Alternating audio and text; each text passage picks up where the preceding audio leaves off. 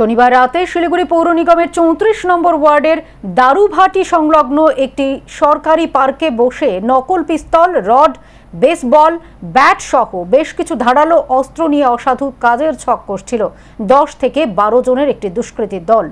মাঝরাতে গোপন সূত্রে খবরের ভিত্তিতে এনজেপি থানার সাদা পোশাকের পুলিশ অভিযান চালিয়ে 3 জনকে বমাল গ্রেফতার করলেও বাকিরা পালিয়ে যায়। জয়ন্ত রায়, শিবু দাস ও দীপঙ্কর ভক্তকে গ্রেফতার করে বাকিদের খোঁজ শুরু করেছে এনজেপি থানার পুলিশ। এই ধৃতদের বিরুদ্ধে থানায় একাধিক মামলা রয়েছে বলে জানা গিয়েছে।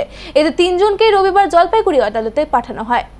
গোপন সূত্রে খবরের ভিত্তিতে পিসি মিত্তাল বাসস্ট্যান্ড সংলগ্ন এলাকায় অভিযান চালিয়ে 5 জন দুষ্কৃতীকে গ্রেফতার করল ভক্তিনগর থানার পুলিশ।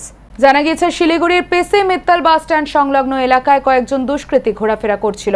গোপন সূত্রে খবরের ভিত্তিতে এলাকায় অভিযান চালায় ভক্তিনগর থানার পুলিশ। 5 জনকে ধরে ফেলে তারা।